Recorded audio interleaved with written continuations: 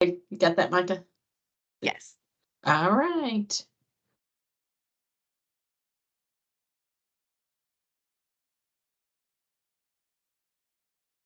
All right, so today what we're going to talk about is the evaluation flexibility options, LEA contacts, and updating TNCompass for the 24-25 school year. The evaluation flexibility options will be under LEA settings on the administration tab in TNCompass. If you try to fill this out and you do not have that tile, it means that your staffing needs to be changed. So if you don't see, when you log into a TNCompass, go to administration and don't see this settings tile, then we need to look at how you are staffed in TNCompass. An evaluation configurator, a superintendent designee, or a superintendent can fill this out. So this is what the form looks like when you get in. This is a mock-up, so there are some mistakes just in wording on here, but they will be corrected before we release this. So at the bottom, you have the option of copying from the prior year.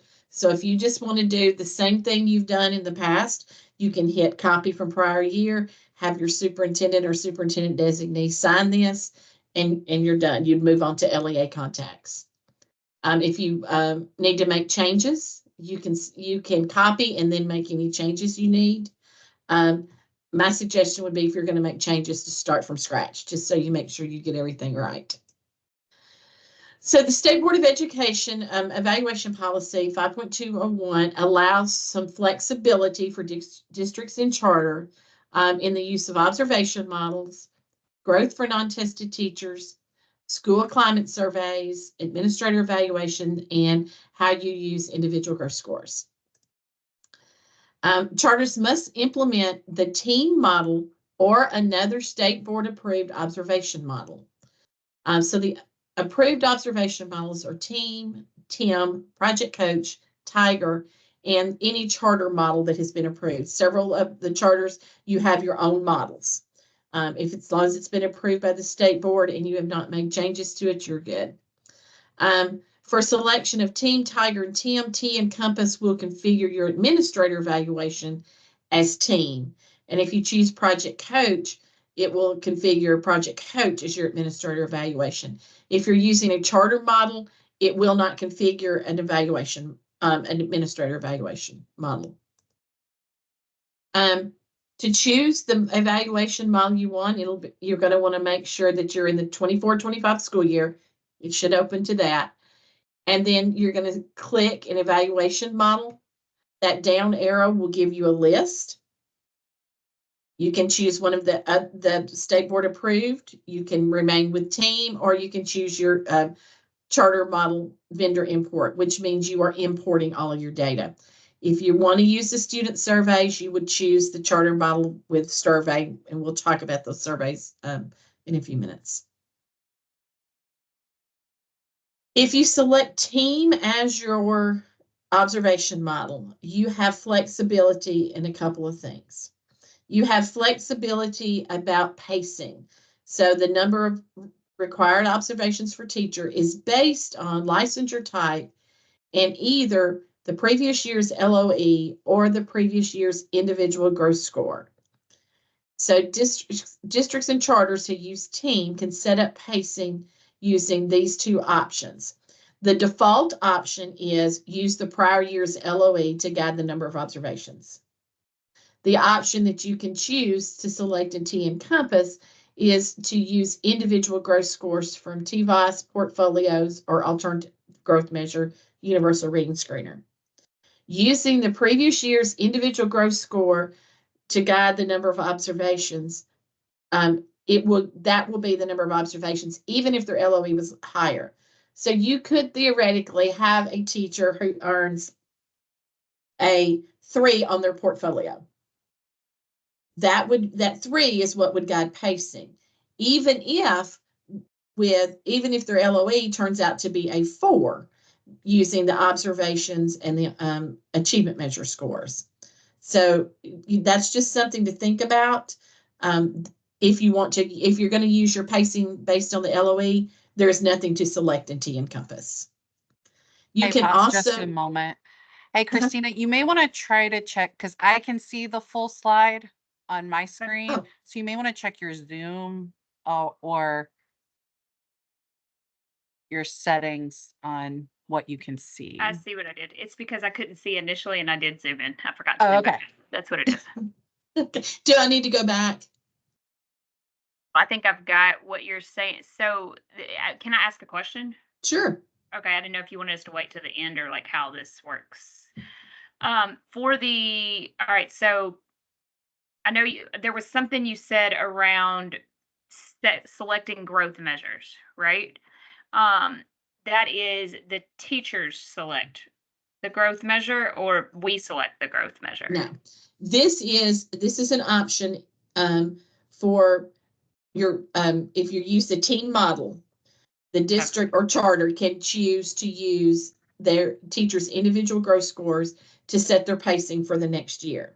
Got it. So only teachers who have individual TFI scores, so that would be a tested teacher, a portfolio score, or an alternative growth measure from the URS.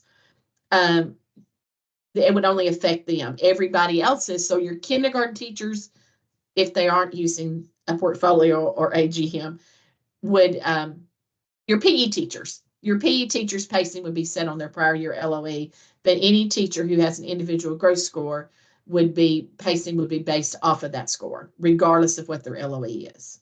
Got it. You also, if you're using the team model, you have the option to use class.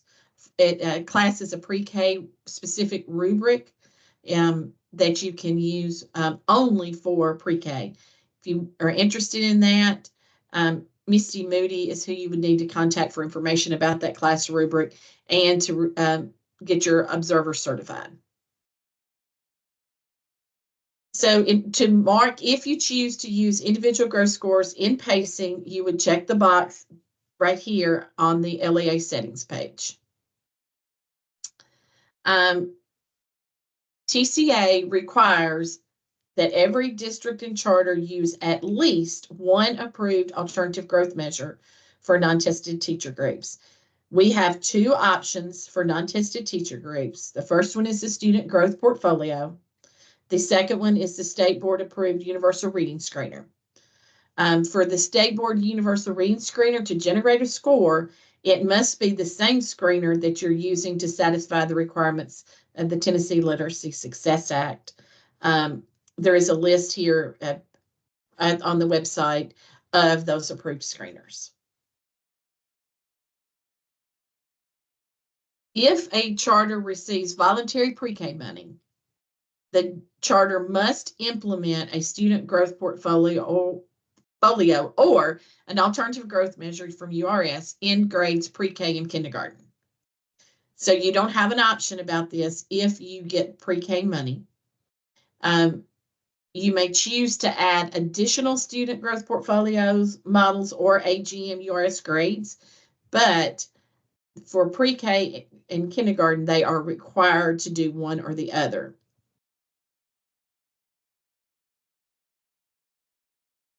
These are all of the options for non-tested teachers. For pre-K, kindergarten, first and second grade, we have portfolios and state board approved universal reading screeners.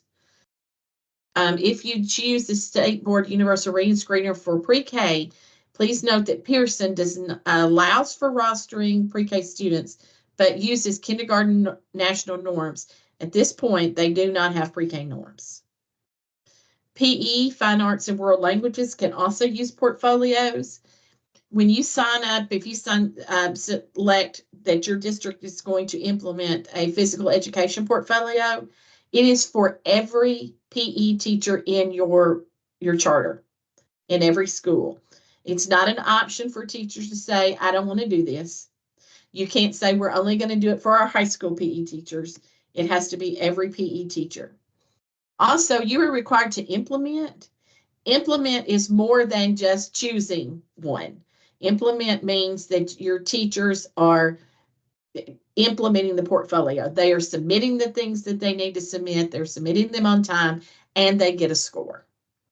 So if you are in a situation where you have PE teachers who are not doing it, it is your responsibility to see to it that they complete these portfolios. The options for non-tested teacher groups are in the center there. It's going to ask you if you receive voluntary pre-K money. That's just a yes or no. And then you pick the selections that you want to implement. The school climate surveys can be used according to state board policy. There are 4 approved surveys for use. If you choose to do these student surveys, the score is used as 5% of the teacher's overall evaluation score. That 5% comes off of the percentage for observations. This is a thing that if you choose to implement and a teacher doesn't get enough surveys returned to get a score, it does not negatively impact the teacher. They just won't use that 5%. It stays in their observation. To choose the survey, when you're selecting your model, you simply choose charter model with survey or project coach with survey, team with survey, whichever model you're using with survey. And that lets us know, and it will automatically put in the 5%. There are 2 options for administrator flexibility. You can enter one summative score based on multiple observations throughout the year, or you can enter 2 scores for each indicator. The fall score will count for 1/3 of the average observation, and the spring score counts for 2/3. There's a place there to indicate what you are doing there. The 4-5 Trump rule allows local boards of education to adopt a policy that all teachers who score a level 4 or 5 on the current year's individual growth score, which will be again TVA's portfolio or the alternative growth measure, to use their individual score for the entirety of their overall level of effectiveness. So in this case, if a teacher has an individual growth score of a 4, that becomes the teacher's LOE, regardless of what their observation scores or their achievement measure scores are. That becomes their LOE. There's a place to mark that if you want to use that. That also means that their pacing will be based on their growth score, because their growth score then becomes their LOE. LEA contacts, it is imperative that we have these and that they are correct. The ones with asterisk are required for everybody. The green ones, the portfolio lead or the alternative growth universal reading screener lead, those you have to have one or the other because you're required to implement one or the other. So if you're only implementing portfolios, we only need a portfolio lead. If you are only implementing alternative growth universal reading screener, we only need the AGM lead. If you are implementing both, we need a contact for both, even if it is the same person. Please list those separately. The red ones are for districts only. Charters are not required to do a differentiated pay plan or an educator diversity goal. So when we start thinking about preparing for next year, TNCompass will open for the 24-25 school year on July the 1st. Staffing cannot begin before this date. Everyone staffed in the 23-24 school year will automatically be rolled over and staffed in the 24-25 school year. Any person that's no longer employed can be removed at this time. To remove staffing, you want to make sure you go to the staff assignments, 24-25, navigate to staff assignments. Find the educator's name. This one is showing from a district perspective, but you can do the same thing at the school level. You want to unstaff this person, you click the little red garbage can. It's going to pop up with a confirming, are you sure you want to remove this person? And you answer yes. If not, you cancel. Should you accidentally remove somebody or have somebody that was removed earlier, you can pull them back up without having to go through the whole staffing process. On the left-hand side of that page, and you can click the remove radio button there. It'll be on active. You can click removed. It will show you anybody that's been removed. If you want to restaff somebody, you just click the little green check mark. It's going to ask you to confirm the reassignment. To add new staff, this again is showing from a district level. It would say if you're staffing teachers, you're going into that school and there will be a button that says add school staff. You have to search for the person. You can use first and last name, license number, or the last 4 digits of their social security number, or any combination of those. I just searched first and last name. It pulled up my information. Please check to ensure that the TLN is correct. This is this is the license number. Also check, especially if you have more than one name pull up. If you search for John Smith, you're going to get several John Smiths that pop up there. So ensure that you are clicking the right John Smith. You need to check their license number for sure. Birth date and social security number are optional. Those should be correct. Then once you do next, it will come up to the add staffing screen. You select the role. This is a district level role, so you can select any of these if you're staffing somebody at the district. If you are staffing in a school, you'll have an option of teacher, principal, or assistant principal, or non-instructional, or observer. I just realized what I was going to say. Oh, and teachers do not need to be staffed at the district first to be staffed at a school. I've seen some instances people have everybody staffed at the district level, and then those are also teachers and they're staffed in the school. You don't need to staff them in the district first. You can go straight to your schools to staff your teachers.